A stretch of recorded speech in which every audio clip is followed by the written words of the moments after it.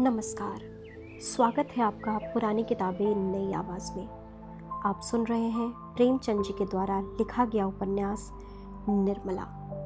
यदि आपने पहले के भाग नहीं सुने हैं तो मेरा अनुरोध है कि पहले के भाग ज़रूर सुन के आएं। तो आइए सुनते हैं कहानी में आगे। भाग 14। मुंशी जी 5 बजे कचहरी से लौटे और अंदर आकर चारपाई पर गिर पड़े। बुढ़ापे की देह, उस पर आज सारे दिन भोजन न मिला, मुंह सूख गया। निर्मला समझ गई आज दिन खाली गया। निर्मला ने पूछा, आज कुछ न मिला? मुंशी जी ने जवाब दिया, सारा दिन दौड़ते गुजरा पर हाथ कुछ न लगा। निर्मला ने पूछा, फौजदारी वाले मामले में क्या हुआ? मुंशी जी ने जवाब दिया, मेरे मुवक्किल को सजा हो गई और क्या। निर्मला ने पूछा, और पंडित वाले मुकदमे में? पंडित पर डिग्री हो गई और क्या। आप तो कहते थे दावा खारिज हो जाएगा। कहता तो था, पर जब भी कहता हूं कि दावा खारिज हो जाना चाहिए था, मगर उतना सिर मगजन कौन करे। निर्मला ने पूछा, और सिर वाले दावे में क्या हुआ? उसमें भी हार हो गई। निर्मला ने बोला, तो आज आप किसी अभागे का मुंह देखकर उठे थे?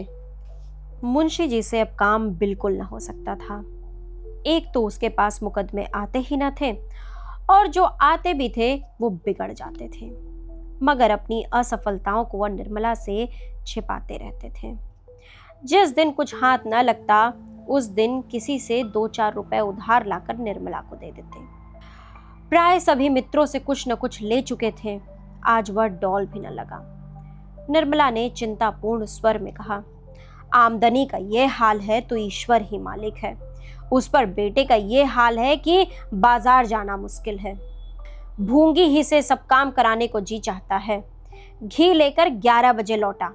कितना कहकर हार गई कि लकड़ी लेते आओ, पर सुना ही नहीं। मुंशी जी ने पूछा, तो खाना नहीं पकाया क्या? निर्मला ने जवाब दिया, ऐसी ही बातों से तो आप मुकदमा हारते हैं। ईंधन के बिना किसी ने खाना बनाया है कि मैं ही बना लेती? मुंशी जी ने पूछा, तो बिना कुछ खाए ही चला गया? निर्मला ने जवाब दिया, तो घर में और क्या रखा था जो खिला देती?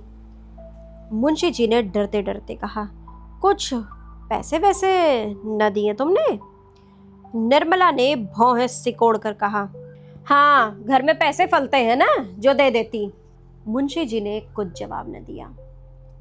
जरा देर तक तो प्रतीक्षा करते रहे कि शायद जलपान के लिए कुछ मिलेगा, लेकिन जब निर्मला ने पानी तक न मंगवाया तो बेचारे निराश होकर चले गए। सियाराम के कष्ट का अनुमान करके उनका चित्त चंचल हो उठा। एक बार भूंगी ही से लकड़ी मंगा ली जाती तो ऐसा क्या नुकसान हो जाता। ऐसी किफायत भी किस काम की कि घर के आदमी भूखे रह जाएं। अपना संदूकचा खोल कर टटोलने लगे कि शायद 2-4 आने पैसे मिल जाएं। उसके अंदर के सारे कागज निकाल डाले, एक एक खाना देखा, नीचे हाथ डालकर देखा, पर कुछ न मिला। अगर निर्मला के संदूक में पैसे न फलते थे तो इस संदूकचे में शायद इसके फूल भी न लगते हो। लेकिन संयोग ही कहिए कि कागजों को झड़ते हुए एक चवन्नी गिर पड़ी। मारे हर्ष के मुंशी जी उछल पड़े। बड़ी बड़ी रकमें इसके पहले कमा चुके थे, पर यह चवन्नी पाकर इस समय उन्हें जितना आह्लाद हुआ उनका पहले कभी ना हुआ था। चवन्नी हाथ में लिए हुए सियाराम के कमरे के सामने आकर पुकारा। कोई जवाब न मिला। तब कमरे में जाकर देखा, सियाराम का कहीं अता पता नहीं। क्या भी स्कूल से नहीं लौटा?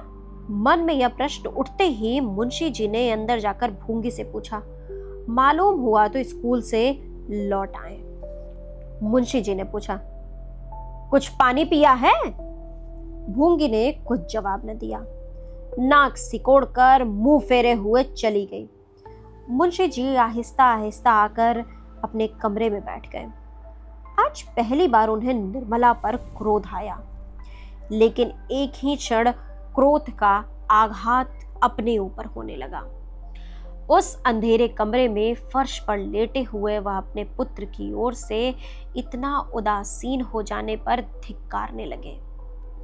दिन भर के थके थे तो थोड़ी ही देर में उन्हें नींद आ गई। भूंगे ने आकर पुकारा, बाबूजी, रसोई तैयार है। मुंशी जी चौंक कर उठ बैठे। कमरे में लैंप जल रहा था। पूछा, कै बज गए भूंगी? मुझे तो नींद आ गई थी। भूंगी ने कहा, कोतवाली के घंटे में 9 बज गए हैं और हम ना ही जानित। मुंशी जी ने पूछा, सिया बाबू आए? आए होंगे तो घर में ही होंगे ना। मुंशी जी ने झल्ला कर पूछा, मैं पूछता हूं आया कि नहीं, और तू ना जाने क्या क्या जवाब देती है। आया कि नहीं आया? भूंगी ने बोला, मैंने तो नहीं देखा, झूठ कैसे कह दूं। मुंशी जी फिर लेट गए और बोले, उनको आ जाने दे, तब चलता हूं। आधे घंटे द्वार की ओर आंख लगाए मुंशी जी लेटे रहे। तब वह उठकर बाहर आए और दाहिने हाथ कोई 2 फरलांग तक चले। तब लौटकर द्वार पर आए और पूछा, सिया बाबू आ गए? अंदर से आवाज आई, अभी नहीं। मुंशी जी फिर बाईं ओर चले और गली के नुक्कड़ तक गए। सियाराम कहीं दिखाई न दिया। वहां से फिर घर आए और द्वार पर खड़े होकर पूछा, सिया बाबू आ गए? अंदर से जवाब आया, नहीं। कोतवाली के घंटे में 10 बजने लगे। मुंशी जी बड़े वेग से कंपनी बाग की तरफ चले। सोचने लगे शायद वहां घूमने गया हो और घास पर लेटे लेटे नींद आ गई हो। बाग में पहुंचकर उन्होंने हर एक बेंच को देखा, चारों तरफ घूमे। बहुत से आदमी घास पर पड़े हुए थे पर सियाराम का निशान न था। उन्होंने सियाराम का नाम लेकर जोर से पुकारा पर कहीं से आवाज ना आई। ख्याल आया शायद स्कूल में तमाशा हो रहा हो। स्कूल 1 मील से कुछ ज्यादा ही था। स्कूल की तरफ चले पर आधे रास्ते से ही लौट पड़े। बाजार बंद हो गया था। स्कूल में इतनी रात तक तमाशा नहीं हो सकता। अब भी उन्हें आशा हो रही थी कि सियाराम लौट आया होगा। द्वार पर आकर उन्होंने पुकारा, सिया बाबू आए? किवाड़ बंद थे, कोई आवाज ना आई। फिर जोर से पुकारा। भूंगी किवाड़ खोल कर बोली, अभी तो नहीं आए। मुंशी जी ने धीरे से भूंगी को अपने पास बुलाया और करुण स्वर में बोले, तू तो घर की सब बातें जानती है भूंगी, बता आज क्या हुआ था? भूंगी ने जवाब दिया, बाबूजी झूठ ना बोलूंगी, मालकिन छुड़ा देंगी और क्या। दूसरे का लड़का इस तरह नहीं रखा जाता। जहां कोई काम हुआ बस बाजार भेज दिया। दिन भर बाजार दौड़ते बीतता था। आज लकड़ी लाने न गए तो चूल्हा ही नहीं जला। कहो तो मुंह फुलावे। जब आप ही नहीं देखते तो कौन दूसरा देखेगा। चलिए भोजन कर लीजिए, बहू जी कब से बैठी हैं। मुंशी जी ने कहा, कह दे इस वक्त नहीं खाएंगे। मुंशी जी फिर अपने कमरे में चले गए और एक लंबी सांस ली। वेदना से भरे हुए ये शब्द उनके मुंह से निकल पड़े, हे ईश्वर, क्या अभी दंड पूरा नहीं हुआ? क्या ये संधे की लकड़ी को हाथ से छीन लोगे? निर्मला ने आकर कहा, आज सियाराम अभी तक नहीं आए। कहती रही कि खाना बनाए देती हूँ, खा लो, मगर न जाने कब उठकर चल दिए, न जाने कहाँ घूम रहे हैं। बात तो सुनते ही नहीं। कब तक उनकी राह देखा करूं? आप चलकर खा लीजिए, उनके लिए खाना उठाकर रख दूंगी। मुंशी जी ने निर्मला की ओर कठोर नेत्रों से देखकर कहा, कै बजे हैं अभी? निर्मला ने जवाब दिया, क्या जाने 10 बजे होंगे। जी नहीं, 12 बजे हैं। 12 बज गए? इतनी देर तो कभी न करते थे। तो कब तक उनके राह देखोगे? दोपहर को भी तो कुछ नहीं खाया था। ऐसा सैलानी लड़का मैंने कहीं नहीं देखा। मुंशी जी ने जवाब दिया, जी तुम्हें दिक करता है। क्यों? निर्मला ने बोला, देखिए ना, इतनी रात हो गई है और घर की सुध ही नहीं। मुंशी जी ने जवाब दिया, शायद यह आखिरी शरारत हो। कैसी बात मुंह से निकालते हैं? जाएगा कहाँ? किसी यार दोस्त के यहाँ पढ़ रहे होंगे। मुंशी जी ने जवाब दिया, ईश्वर करे ऐसा ही हो। निर्मला ने बोला। सवेरे आवे तो जरा तंबीह कीजिएगा। मुंशी जी ने बोला। खूब अच्छी तरह करूंगा। निर्मला ने कहा। चलिए खा लीजिए, बहुत देर हो गई है अब। मुंशी जी ने कहा। सवेरे उनकी तमगीह करके ही खाऊंगा। कहीं ना आया तो तुम्हें ऐसा ईमानदार नौकर कहाँ मिलेगा। निर्मला ने ऐंठ कर कहा। तो क्या मैंने भगा दिया? नहीं, ये कौन कहता है? तुम उसे क्यों भगाने लगी? तुम्हारा तो काम करता था। शामत आ गई होगी। निर्मला ने और कुछ न कहा। बात बढ़ जाने का भय था, भीतर चली आई। सोने को भी ना कहा। जरा देर में भूंगी ने अंदर से किवाड़ भी बंद कर दिए। क्या मुंशी जी को नींद आ सकती थी? 3 लड़कों में केवल एक बच रहा था, वह भी हाथ से निकल गया। तो फिर जीवन में अंधकार के सिवा और क्या है? कोई नाम लेने वाला भी नहीं रहेगा। कैसे कैसे रत्न हाथ से निकल गए। मुंशी जी की आंखों से अश्रुधारा बह रही थी। तो कोई आश्चर्य है? उस व्यापक पश्चाताप, उस सघन ग्लानि तिमिर में आशा की एक हल्की सी रेखा उन्हें संभाले हुए थी। जिस क्षण वह रेखा लुप्त हो जाएगी, कौन कह सकता है कि उन पर क्या बीतेगी? उनकी उस वेदना की कल्पना कौन कर सकता है? कई बार मुंशी जी की आंखें झपकी, लेकिन हर बार सियाराम की आहट के धोखे में चौंक पड़े। सवेरे होते ही मुंशी जी फिर सियाराम को खोजने निकले। किसी से पूछते शर्म आती थी, किस मुंह से पूछे? उन्हें किसी से सहानुभूति की आशा न थी। प्रकट न कहकर मन में सब यही कहेंगे, जैसा किया वैसे भोगो। सारे दिन वह स्कूल के मैदानों, बाजारों और बगीचों का चक्कर लगाते रहे। 2 दिन निराहार रहने पर भी उन्हें इतनी शक्ति कैसे हुई, या वही जाने। रात के 12 बजे मुंशी जी घर लौटे। दरवाजे पर लालटेन जल रही थी। निर्मला द्वार पर खड़ी थी। देखते ही बोली। कहा भी नहीं, न जाने कब चल दिए, कुछ पता चला? मुंशी जी ने आग्नेय नेत्रों से ताकते हुए कहा। हट जाओ सामने से, नहीं तो बुरा होगा। मैं आपे में नहीं हूं, यह तुम्हारी करनी है। तुम्हारे ही कारण आज मेरी यह दशा हो रही है। आज से 6 साल पहले क्या इस घर की यह दशा थी? तुमने मेरा बना बनाया घर बिगाड़ दिया। तुमने मेरे लहलहाते बाग को उजाड़ डाला है। केवल एक ठूंठ रह गया है, उसका निशान मिटाकर तभी तुम्हें संतोष होगा। मैं अपना सर्वनाश करने के लिए तुम्हें घर नहीं लाया था, सुखी जीवन को और भी सुखमय बनाना चाहता था। यह उसी का प्रायश्चित है। जो लड़के पान की तरह फेरे जाते थे, उन्हें मेरे जीते जी तुमने चाकर समझ लिया, और मैं आंखों से सब कुछ देखते हुए भी अंधा बना बैठा रहा। जाओ, मेरे लिए थोड़ा सा सखिया भेज दो। बस यही कसर रह गई है, और वह भी पूरी हो जाएगी। निर्मला ने रोते हुए कहा। मैं तो अभागिन हूं ही, आप कहेंगे तब जानूंगी। न जाने ईश्वर ने मुझे जन्म ही क्यों दिया था, मगर यह आपने कैसे समझ लिया कि सियाराम आवेंगे ही नहीं? मुंशी जी ने अपने कमरे की ओर जाते हुए कहा।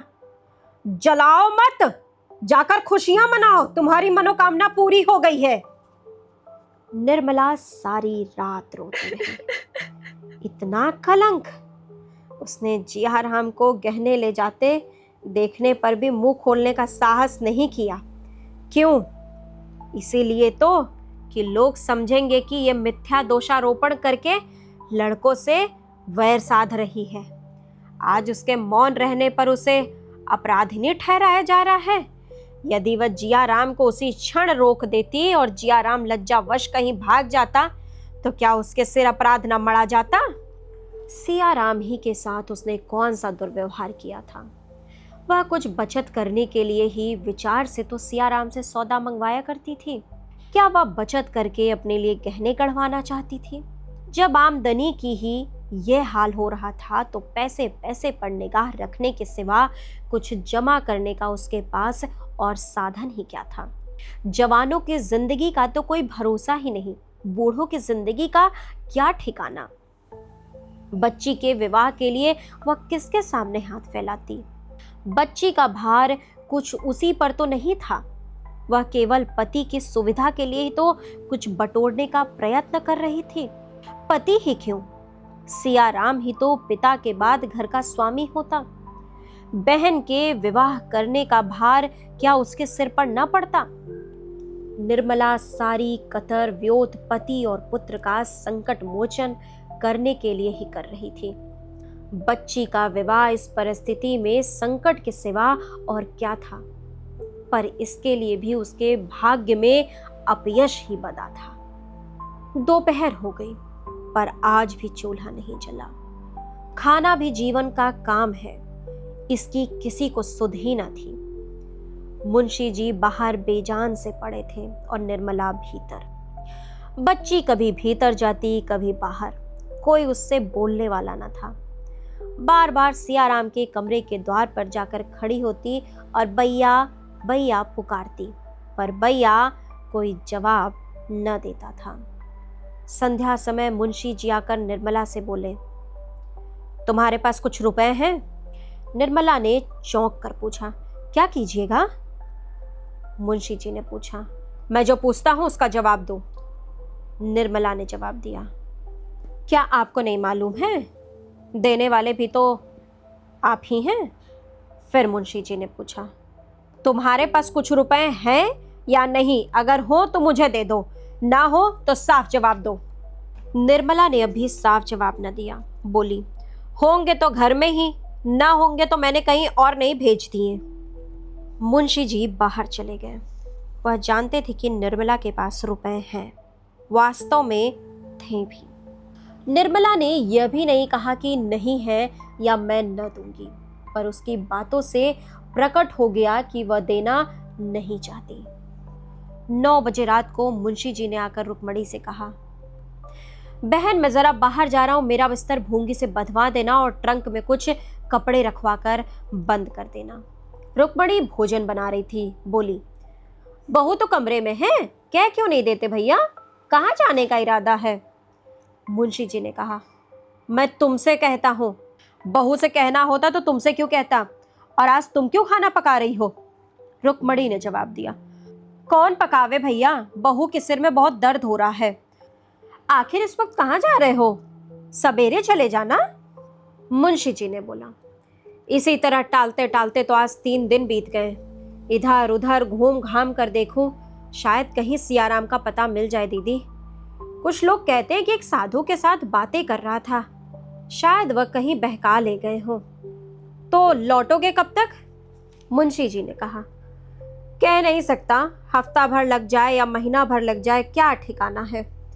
रुक्मणी ने पूछा, आज कौन दिन है, किसी पंडित से पूछ लिया है कि नहीं? मुंशी जी भोजन करने बैठे। निर्मला को इस वक्त उन पर बड़ी दया आई। उसका सारा क्रोध शांत हो गया। खुद तो न बोली, बच्ची को जगाकर चुमकारती हुई बोली, देख तेरे बाबूजी कहाँ जा रहे हैं, पूछ तो। बच्ची ने द्वार से झांक कर पूछा, बाबूजी कहाँ डाले हो? मुंशी जी ने जवाब दिया, बड़ी दूर जाता हूँ बेटी, तुम्हारे भैया को खोजने जाता हूँ। बच्ची ने वहीं से खड़े खड़े कहा, अम्बी तलेंगे। मुंशी जी ने जवाब दिया, बड़ी दूर जाते हैं बच्ची, तुम्हारे वास्ते चीजें लाएंगे, यहाँ क्यों नहीं आती? बच्ची मुस्कुरा कर छिप गई और एक क्षण में फिर किवाड़ से सिर निकाल कर बोली, अम्बी तलेंगे। मुंशी जी ने उसी स्वर में कहा, तुमको नहीं ले तलेंगे। बच्ची ने बोला, हमको क्यों नहीं ले तलोगे? फिर मुंशी जी ने बोला, तुम तो हमारे पास आती नहीं हो। लड़की ठुमकती हुई आकर पिता की गोद में बैठ गई। थोड़ी देर के लिए मुंशी जी उसकी बाल क्रीड़ा में अपनी अंतर्वेदना भूल गए। भोजन करके मुंशी जी बाहर चले गए। निर्मला खड़ी ताकती रही, कहना चाहती थी, व्यर्थ जा रहे हो, पर कह न सकती थी। कुछ रुपए निकाल कर देने का विचार करती थी, पर दे न सकती थी। अंत को न रहा गया, रुक्मणी से बोली, दीदी जी जरा समझा दीजिए, कहाँ जा रहे हैं? मेरी जबान पकड़ी जाएगी, पर बिना बोले रहा नहीं जाता। बिना ठिकाने कहाँ खोजेंगे, व्यर्थ ही हैरान होंगे। रुक्मणी ने करुणा सूचक नेत्रों से देखा और अपने कमरे में चली गई। निर्मला बच्ची को गोद में लिए सोच रही थी कि शायद जाने से पहले बच्ची को देखने या मुझसे मिलने के लिए आवे, पर उसकी आशा विफल हो गई। मुंशी जी ने बिस्तर उठाया और तांगे पर जा बैठे। उसी वक्त निर्मला का कलेजा महसूसने लगा। उसे ऐसा जान पड़ा कि इनसे भेंट ना होगी। वह अधीर होकर द्वार पर आई कि मुंशी जी को रोक ले, पर तांगा चल चुका था।